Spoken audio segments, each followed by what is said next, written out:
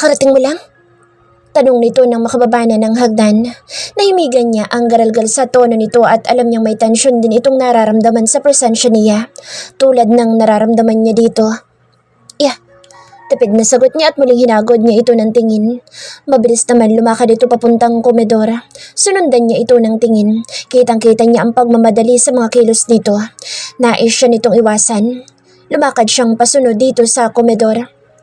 Why you're still awake? Tanong niya at inilapag sa mesa ang bitbit na bag. Nauuhaw ako. Sagot nito at kumuha ng tubig sa ref. I see. Tanging sagot niya tumakbang palapit dito. Jericho. Bulong nito nang harangin niya ito sa may pinto ng ref. Napasandal ito sa pinto at napatingin sa mga mata niya. You're still beautiful, Bianca. He whispered and brushed his breath on her beautiful face. Iniwas nito ang muka pero mabilis niyang nahawakan sa isang kamay niya magandang mukha nito. Get off! Maring sabi nito at pilit na binabawi sa kamay niya ang mukha. Don't you miss me, Bianca? He asked and ran his finger on her sexy lips, slowly teasing her. Naramdaman niya ang panginginig nito sa ginawa niya. Napangiti siya at niyuko ang ulo. Halos gahibla na lang ang layo ng labi niya sa labi nito. Sinubukan ulit nitong umiwas pero hindi niya ito binigyan ng pagkakataon. Halos mabaliw siya sa kakaisip ng mga labi nito.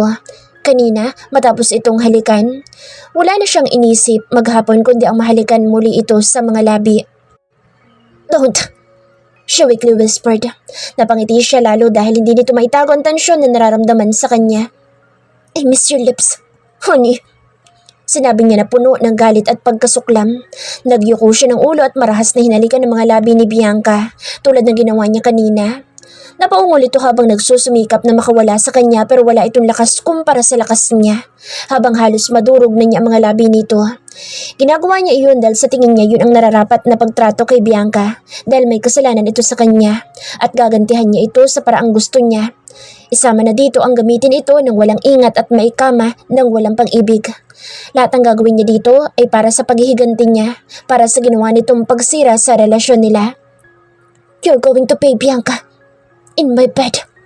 Bulong niya rito nang pakawalan ang mga labi nito. You are insane. Habol hiningang sagot nito at pilit siya nitong itinutulak. I am insane when you left me without anything. Tagis bagang nasagot niya at muli siya nitong itinulak at humakbang palayo sa kanya pero mabilis niyang nahila ang kamay nito at itinulak sa may lababo. Aray! Tali nito dahil tumama ang manipis nitong katawan sa lababo. Sinulyapan lang niya ito at muling bumalasik ang mukha niya at galit na tiningnan nito sa mga mata. You are here to pay everything, Bianca. Habang nandito ka, babayaran mo lahat ng ginawa mong panluloko sa akin. Hindi kita niloko. Nakuha nitong sabihin habang kitang-kita niya ang takot sa mga mata nito. You left me. Alam mo ba kung ano nangyari sa akin nang umalis ka? Please, enough. Nangihinang pakiusap nito. You are going to pay me with your dumb body, Bianca. Nanginginig ang buong katawan ni Bianca nang makarating sa silida. Mabilis niyang inilak ang pinto at tumakbo palapit sa malaking kama. Nag-iiyak siya doon habang hawak-hawak ang labi niyang namantal na sa paghalik ni Jericho. Galit at magpaparusang halik ang ibinigay ni Jericho sa kanya. Galit at mapagparusang halik ang ibinigay ni Jericho sa kanya. Puno ito ng galit sa kanya dahil sa maling akala nitong iniwan niya ito at niloko. Kung pwede nga lang niyang sabihin dito ang totoo nangyari ng gabing iyon para maintindihan siya nito pero tila kahit kailan ay hindi na niya magagawang sabihin ang bagay na iyon. I don't deserve this anger. Umiiyak na bulong niya. Tila nag-e-echo sa buong silid ang mga banta ni Jericho sa kanya na maniningil ito sa kanya. Wala siyang nagawa kundi ang umiyak ng umiyak magdamag. Hindi na siya makatulog dahil sa kakaisip kay Jericho. Kinabukasan tanghali na nang lumabas siya ng silid. Nagtuloy siya sa pagbaba at dumiretso sa komedor. Masakit ang ulo niya at kulang siya sa tulog. Gusto sana niyang magkape para gumaan ang pakiramdam. Napahinto siya sa paghakbang nang makita si Maristela. Nag-aayos ng ilang mga pagkain. Nilangon siya nito at itinuloy ang ginagawa. Good morning po. Magilaw na bati niya. Hindi siya galit kay Maristel sa mga nangyari dahil naiintindihan niya ito. Alam niyang ginawa nito ang mga bagay na iyon para sa pamilya nito. Kumain ka na, may nakahain na sa mesa. Malamig na sabi nito. Tumango lang siya at lumapit na sa mesa. Kumusta na po kayo? Tanong niya dito at sinulyapan siya nito at binitawan ang ginagawa. I'm doing good. Walang emosyong sagot nito. Ikaw, kumusta ka na ngayon? Nagkita na naman kayo ng anak ko? May diin sa tono nito at hindi nakaligtas sa kanya ang pagtaas ng kilay nito. Galit pa rin ba ito sa kanya? O natatakot itong baka sa muling pagkikita nila ni Jericho, maulit niya ang nangyari 7 years ago? Pero malabo mangyari iyon. Wala nang pag-ibig sa kanya si Jericho. Ang tanging natitirang pagtingin nito sa kanya ay puro galit at paghihiganti. Kasi, Bianca, kung may delikadesa ka, hindi ka nababalik pa dito sa San Miguel. Maring sabi nito na nagtitimpi lang ng galit dahil baka may makarinig sa kanila. Si Lola lang naman po. Alam mo, magkikita kayo ng Jericho dito. Alam mo, may posible mangyari pag nagkita kayo ulit ng anak ko. Galit na sabi nito. Napalunok siya at hindi alam kung anong isasagot dito. Maganda na ang buhay mo sa Maynila. Proud ako sa narating mo, Bianca. Tila nakabuti pa nga sa iyo ang pag-alis mo dito pero sana tinuloy-tuloy mo na. Dahil maayos na ang buhay namin dito. Tahimik na kami. Nakalimutan ka na ni Jericho. Litanya nito at bago pa siya makasagot ay tumalikod na ito at naglakad ng palabas ng komedor. Nagkibit balikat siya. Hindi naman niya gustong magbalik ng San Miguel pero dahil malaki ang utang na loob niya sa Doña, hindi niya ito matanggihan. Saglit lang naman siya dito at pagkatapos ay babalik na siya ng Maynila at hindi na babalik pa ng San Miguel. Hindi na siya welcome sa mansyon. Tanging ang Doña na lang ang masaya sa pagbabalik niya. Pagkatapos niya mag-almusal, pinatawag siya ng Doña na nasa library. Pinuntahan niya doon ng Doña. Lala, tawag niya sa Doña na nakaupo at may binabasang mga papeles. Iha, wala akong mautusan. Pwede mo bandalin ito kay Jericho? Sabi nito at tinaas ang brown envelope sa mesa. Nagulat siya pero hindi na lang siya nagpahalata. Kailangan niya ito. May meeting siya mamaya kasama mga board of directors. Kailangan niya maipakita ang mga papeles na ito. Paliwanag nito habang inaayos ang iba pang mga papeles nito sa mesa. Hindi niya alam ang sasabihin. Hindi naman siya maaaring tumanggi dahil ayaw niyang makahalata ito. Sige po. Alanganing sagot niya at kinuha na ang brown envelope na nakasara pa. Salamat, Iha. Ang dami kasing gawain ni Jericho sa opisina. Sabi pa nito, magbihis ka na, Iha, para maihabol mo ang mga papeles na iyan. Patuloy nito. Tumango siya dito at nagpaalam na. Habang nagbibihis siya, iniisip na niya kung ano magiging reaksyon ni Jericho pag nakita siya nito sa opisina nito. Kung susumbatan na naman ba siya nito o hahalikan. Sa naisip niyang iyon, nagtaasan ng mga balahibo niya sa batok at tila nararamdaman na niya ang mga labi ni Jericho sa kanya. Mabilis niyang iniiling ang ulo para mawala ang anumang iniisip niya tungkol kay Jericho. Sinulyapan niya ang sarili sa salamin matapos makapagbihis. Beige, mini dress ang suot niya, white flat shoes at nakalugay lang din ang buhok niya. Nag-spray pa siya ng pabango at ilang beses na nag-practice ng sasabihin niya kay Jericho. At sinabi sa sarili na pag naibigay na niyang envelope ay aalis na siya. Kung kailangan tumakbo siyang palabas ng opisina nito ay gagawin niya para makaiwas dito. Hindi niya pinagkakatiwalaan ang sarili dahil baka pag sila lang ni Jericho ay makagawa siya ng bagay na pagsisisihan niya. Tiningala niya ang mataas na building ng Gomez Enterprise. Isa lang ang building na ito sa marami pang building ng mga Gomez. Alam niya ang mga Gomez ang pinakamayaman sa San Miguel. Halos buong San Miguel ay pagmamayari na ng mga ito. Marami mga negosyo ang mga ito na tanging si Jericho at papa lang nito ang nagpapatakbo. Good morning, ma'am. Bati ng magandang babae na makita ang sinasabing opisina ni Jericho. Yes, good morning. Magilaw na bati niya sa babae. Ngumiti ito at hindi na itago ang pagtitig sa kanya. Nailang tuloy siya dahil sigurado siyang namukhaan siya ng babae. You are Miss Bianca, right? Tanong nito at tumayo mula sa pagkakaupo. Nahihiya siyang tumango rito. You're the famous supermodel. Excited pang sabi nito. Ngiti lang ang isinagot niya rito. Can we take a picture? Tanong nito. Sanay na siya sa mga ganito kaya naman kahit ayaw niya ay hindi siya tumatanggi. Ang mga fans ang nagdala sa kanya kung nasaan siya ngayon kaya dapat lang na huwag tanggihan ang mga ito. Thank you. Sagot nito at nahihiya pang tinawagan ang guard na nakatayo sa may pinto. Marahil iyon ang pinto ng opisina ni Jericho. Umiti siya at tinakbayan pa ang magandang babae na marahil ay secretary ni Jericho. Matapos silang makapagpa-picture ay nahihiya pa itong magtanong kung may appointment siya kay Jericho.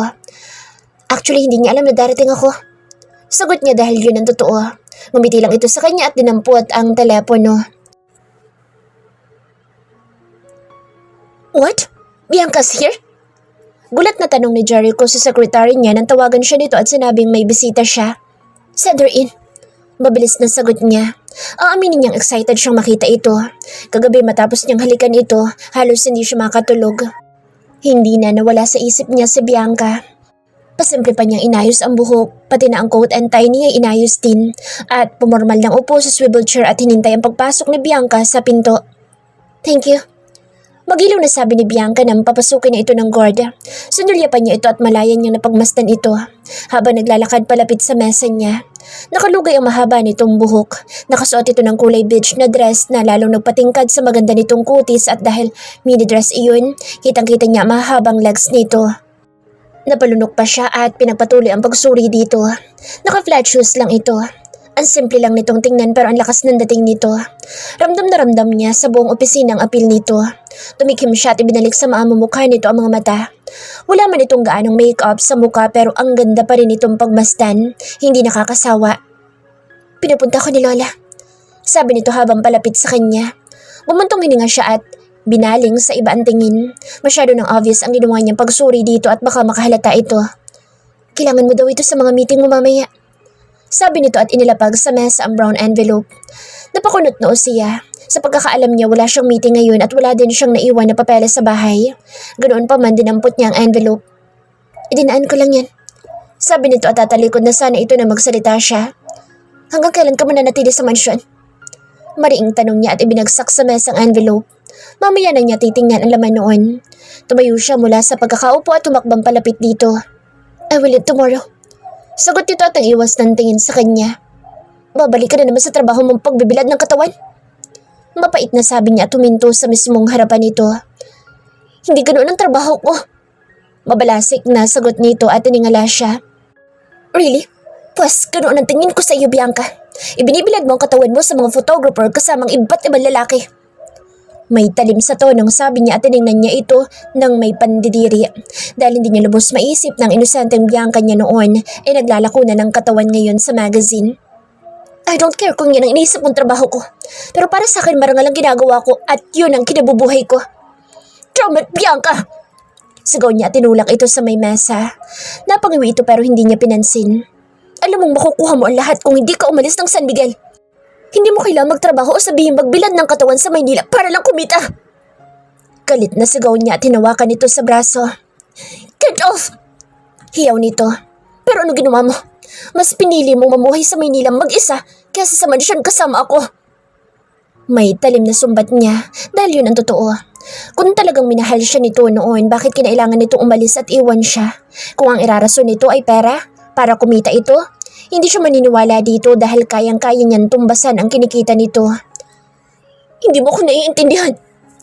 Sagot nito at hindi nakaligtas sa kanya ang pamumula ng mga mata nito. Bakit ito umiiyak? Dahil nagsisisi ito sa ginawa nitong pag-alis 7 years ago? Then why don't you tell me why? Bakit ka umalis? Mabalasik na tanong niya at lalong humigpit ang pagkakahawak niya sa braso nito. Napangiwi ito sa sakit. Tell me, Bianca! Why? I can't. Tanging sagot nito at pumatak na ang luha nito at nagyuko ng ulo. Nakaramdam siya ng awa dito. Binitawan niya ang braso nito at napasabunod sa sariling buhok. Nasisiraan na siya ng ulo sa kaiisip kung bakit ito umalis, kung bakit siya iniwan nito. You can't. That's it. You can't. Matalim na sabi niya habang nagpapalakad-lakad sa opisina. Alam mo ba nangyari sa akin nung umalis ka? I was in hell, Bianca. Hell. I'm sorry. Umiiyak na sabi nito habang nanatiling nakayuko at umiiyak. Matinding pagpipigil ang ginawa niya. Huwag lang itong lapitan at yakapin at sabihin ditong huwag na itong umiyak. Masakit sa kanya ang makita itong umiiyak. Sorry ha. Panunuya niya at muli lumapit dito. I need explanation, Bianca. Not your sorry. Sabi niya at muling hinila ito sa braso. It's Jericho. Tili nito. I deserve explanation, Bianca. Matigas na sabi niya at lalo niya ito isiniksik sa kanya. Nararamdaman niya malambot nitong katawan. I can't. Bulong na sagot nito at pilit binabawi ang braso. You can punish me if you want. If that's what makes you happy, then punish me. Taas noong hamon nito sa kanya habang tumutulo ang luha. Hindi niya pinansin ang mga luha nito dahil nangihina siya sa tuwing makikita itong umiiyak at nasasaktan. I will punish you, Bianca. Sagot niya at marahas na hinalikan nito tulad ng ginawa niya dito kagabi. When his lips met her, he kissed her rapt. Seemed like he wants her to break her fragile lips. She pushed him, but he didn't let their kiss break. He really missed her lips. He wanted her to kiss and caress her. Stop! She breathless whispered and gasped some air. And before she recovered, he kissed her again, but this time he kissed her passionately and let his hand run over her smooth, silky body. She moaned. He let himself touch her body more. He touched her slowly, caressed her like a fragile. All he heard is her moan, her sexy moan all over his room. He loved her moan, make him more eager to touch her. He felt her hands brushing his hair. You're so sweet, he whispered and kissed her lips once more. He can't get enough of her lips. Then suddenly he slowly pushing her fragile body on the top of his desk. She won't hesitate, seemed like she is enjoying what they are doing. He slowly touched her silky legs. She moaned and gripped his hair real tight. Ayaw niya matapos ang ginagawa nila. Alam niya nag-e-enjoy si Bianca sa ginagawa nila. Madali niya itong makukuha kung gugustuhin niya pero hindi itong binabalak niyang paghihiganti at parusa para rito. Kailangan niyang masaktan ito tulad din ng ginawa nito sa kanya noon. He broke their kiss and looked at her in the eyes. He saw lust, pure lust, nothing but lust. And it's hurt dahil hindi na talaga ito ang Bianca na minahal niya. Nagbago na ito sa loob ng 7 taong paghihiwalay nila. Marami nang nagbago rito. Isa na roon ang pagkakaroon nito ng karanasan sa ibang lalaki. Sa naisip niyang iyon, mabilis niya itong binitawan. Nagulat pa ito sa ginawa niya pero kaagad din itong nakarecover at mabilis na inayos ang sarili. Lumayo siya dito at nagpalakad-lakad. Hindi niya alam kung ano ang sasabihin. I have to go. Bulong nito at nilingon niya ito. Nag-aayos na ito ng nagulong buhok at kahit magulo ang buhok, masasabi niyang napakaganda pa rin ito. I can't believe I almost took you there. Sabi niya at sunulya pa ng mesa kung saan halos kayang-kaya niya itong angkinin ng walang kahirap-hirap. Don't flatter yourself. Mabilis na sagot nito at sunulyapan siya. Sex is sex, Jericho. I know you know that. Patuloy nito at hindi niya napansing na hila na naman niya ito sa braso dahil sa isinagot nito. Why? Totoo naman, di ba? Kahit kanino lalaki, Jericho, mararamdaman ko iyon. Hindi lang sa'yo. Taas nung sabi nito na tila ba hinahamon siya nito. I can't believe fame made you war. Tagis bagang nasagot niya rito at isang malakas na sampalan dumapos sa pisngi niya at mabilis na nabawi nito ang braso sa kanya at nagtatakbong palabas ng opisina niya. Hindi na niya ito hinabol pa. Huminga siya ng malalim at naupo sa sariling desk. Napasabunod siya sa sariling buhok. Tila siya mababaliw sa katotohanan ng ang Bianca na minahal niya noon ay hindi na ang dating inosenteng si Bianca na kahit halik noon ay pinagkakait pa nito sa kanya. Bakit kasi ito umalis? Bakit kasi siya nito iniwan? Mga tanong na halos 7 taon na niyang tinatanong sa sarili na hanggang ngayon ay wala pa ring sagot. Nagtatakbong palabas si Bianca ng opisina ni Jericho. Nagulat pa ang guard at secretary ni Jericho na makita siyang tumatakbo palabas ng opisina. Pero binaliwala lang niya ang mga nagtatanong na tingin ng mga ito. Gusto niyang makaalis na sa lugar na iyon. Nagmamadali siyang nagtatakbo. Wala siyang ibang nasa isip kundi anong nangyari sa loob ng opisina ni Jericho. Kung bakit niya hiniyaang mangyari iyon. Kung bakit tila may sariling isip ang katawan niya. Nagpapaubaya kay Jericho. Ouch! Tali niya nang bumunggo siya sa kasalubong na lalaki. Muntik pa siyang matumba kundi lang nahagip ng lalaki at nahawakan siya sa bewang at tinulungan na makatayo ng diretsyo. I'm sorry. Paumanhin na lalaki. Tiningala niya ito at napakunot ang noo niya nang makilala kung sino ito. Si Vincent, ang ultimate crush na nag-iisang kaibigan niyang si Ella. Nakasuot ito ng business suit. Alam niya isang businessman si Vincent at ito ang matalik na kaibigan ni Jericho. Mula na umalis siya ng San Miguel, wala na siyang balita sa mga ito lalo na kay Ella. Kung ano na ba ang nangyari sa kaibigan, kung nakuha ba nito si Vincent, ang lalaking pinakamamahal nito. Bianca? Paniniyak pa ni Vincent nang mapatitig sa kanya. Hay. Alanganing bati niya dito at pasimpleng sunulyapan ang pinanggalingan. Iniisip niyang hahabulin siya ni Jericho at hihingi ito ng paumanhin sa nasabi pero bigo siya dahil walang Jericho na nakasunod sa likod niya. Oh, what a surprise! Sabi nito. Yeah, tapid na sagot niya rito. Anyway, here, Sabi nito at iniabot ang isang puting sobre. Kumunot ang noo niya at tinanggap ang sobre. What is this? Wedding invitation. Are you getting married? Yeah. Next week. Hope you can come. Me? Why? Kunot noon tanong niya dahil hindi naman sila close ni Vincent. Kilala lang naman niya ito dahil kaibigan ito ni Jericho at crush ni Ella. Naisip niyang bigla ang kaibigan at binasa ang nakasulat sa sobre. Vincent and Mariela de la Merced nuptials. What? Gulat na bulalas niya at nakangiting tiningala si Vincent. Sasabihin ko kay Ella na nakita kita. She really miss you. Wow, I can't believe it. Me either. Nakangiting sagot ni Vincent. Yeah. Well, I will be there. If wala akong commitment. Sure thing. Sagot nito at nagpaalam na ito. Nakakasigurado siyang pupuntahan ni Vincent si Jericho at sasabihin nito na nakasalubong siya nito. Alam naman niyang walang alam si Vincent sa naging relasyon nila ni Jericho noon. Napangiti siya ng sulyapan ng sobre. Hindi siya makapaniwala na nakuha ni Ella si Vincent. Masaya siya para sa kaibigan. Lalagay na ito sa tahimik kasama lalaking pinakamamahal nito. Hindi tulad niya na hanggang ngayon wala pang kasiguraduhan kung ano magiging future niya sa pag-ibig. Wala siyang boyfriend at wala nga siyang nakarelasyon maliban kay Jericho. Maraming naligaw at sumubok pero ayaw niya. At kung ano mang iniisip sa kanya ni Jericho ngayon, lahat yun ay maling akala lang nito. Napakagatlabi siya habang nagmamaneho dahil naisip niya ang nangyari sa opisina ni Jericho. Natangay lang din naman siya. O mas masasabi niyang hindi niya na kayang kontrolin ang sarili. Ano man ang nangyari sa kanila ni Jericho sa opisina nito ay nagustuhan niya. Hindi siya magsisisi kung sakali mang natuloy ang anumang ginagawa nila kanina. Kahit sabihin pang napaka-uncomfortable ng first time niya, okay lang dahil yun naman ang pangarap niya. Noon pa man, ang maibigay ang sarili sa lalaking mahal niya at si Jericho iyon. Nasampal niya ito dahil hindi niya deserving ang tawagin siya nitong war. Kinilabutan siya sa salitang iyon dahil ganoon pala ang tingin sa kanya ni Jericho. War. She is not a war. May war bang virgin at age of 22? Pagdating niya ng mansyon, kaagad niya ikinuwento sa Donya ang kasal ni Ella kay Vincent. Hindi na siya nagbanggit na nangyari sa kanila ni Jericho sa opisina nito. They really love each other. Kung magpapakasal sila ulit. Kasal ulit?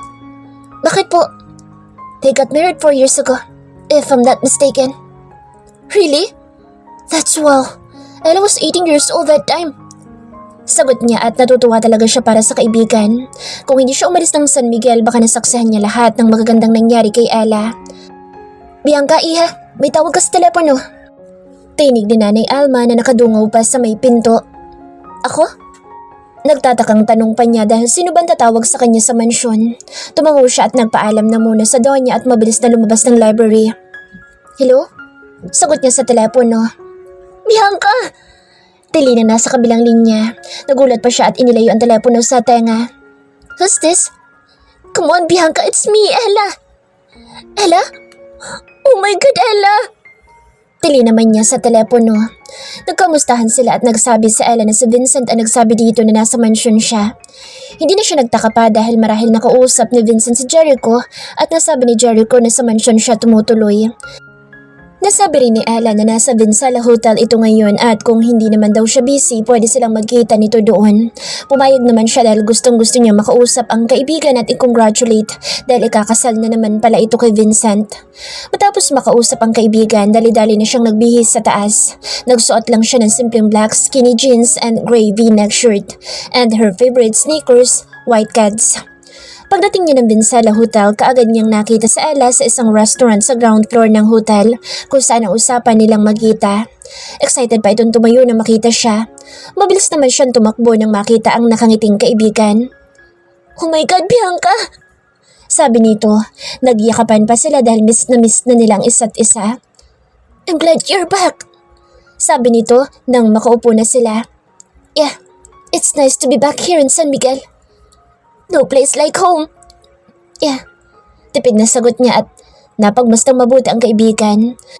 Maganda pa rin ito tulad ng dati o masasabing mas gumanda ito sa paglipas ng mga taon.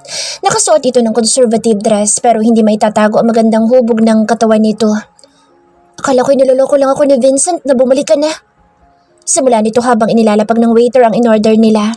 Napansin niyang panay sulyap sa kanya ng waiter at ilan pang mga kumakain doon. No doubt, namumukaan siya ng mga ito dahil siya si Bianca Suarez, the supermodel, not Bianca Suarez from San Miguel. Naikwento lahat ni Bianca ang tungkol dito at kay Vincent. Nalaman niya ang buong storya ng dalawa. Natawa siya dahil sa lakas ng loob ni Ella na gawin ang ginawa niya noon kay Vincent. Rason para pakasalan ito ni Vincent sa murang edad nito. At ngayon pakakasalan ulit ito ni Vincent. At sa pangalawang pagkakataon magiging Mrs. de la Mesa muli ang kaibigan. Na tanging pangarap nito mula pa noong bata pa sila. How about you and Jericho? Nagulat siya sa tanong nito at nasamid pa habang umiinom ng red tea. What? Gulat na tanong niya rito. Come on, Bianca. You can't keep a secret forever. What do you mean? Sinabi ni Jericho kay Vincent at tungkol sa relasyon niyo noon bago ka pa mawala. Sagot nito at tinuloy ang pagkain. Hindi siya makasagot. Sa buong akala niya iilan lang silang nakakaalam na naging relasyon nila ni Jericho noon. It's over.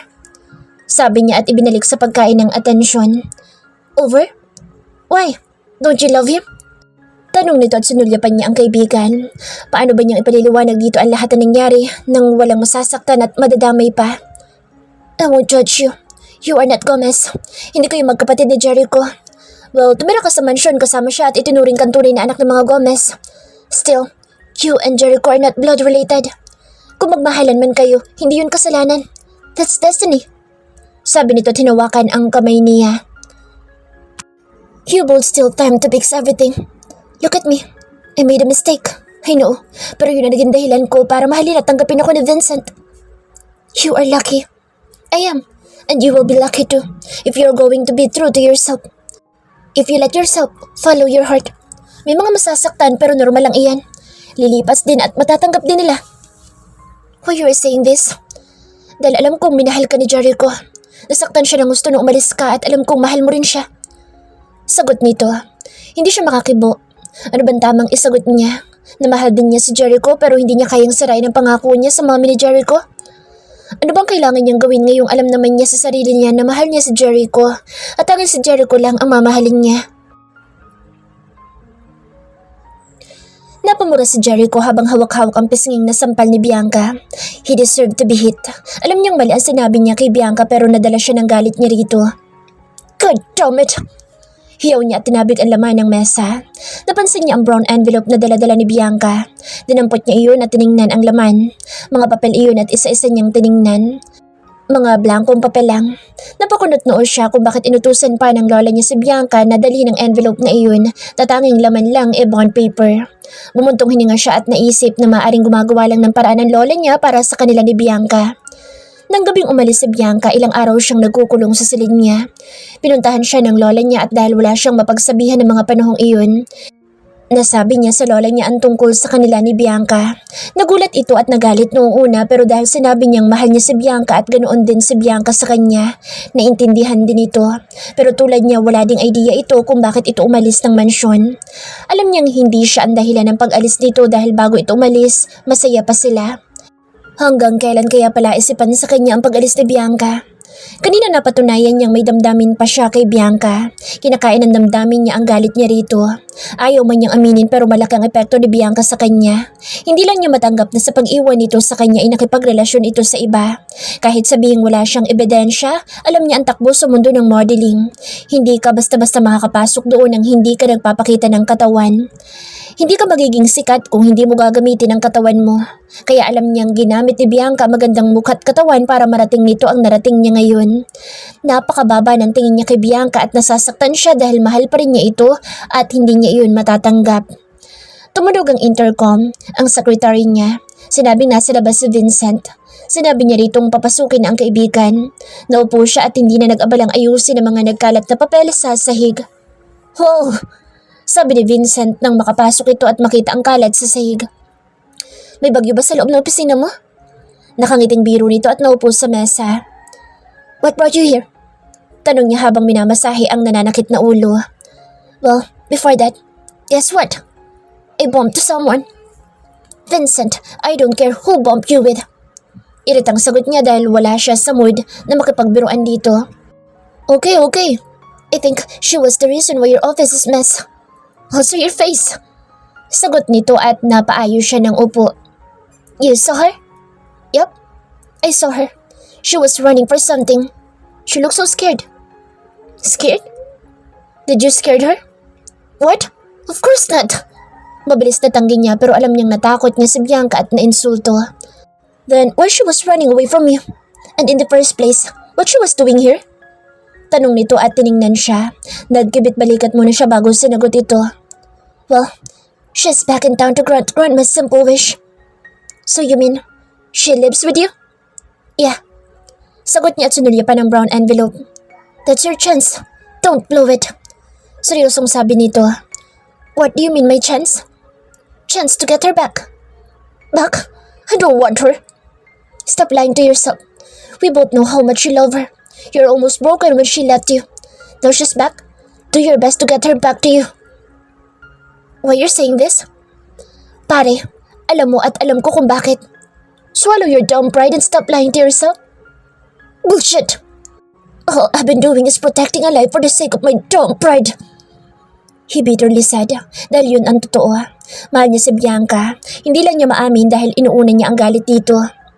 Give yourself a freedom. Sagot nito at iniabot ang puting sobre.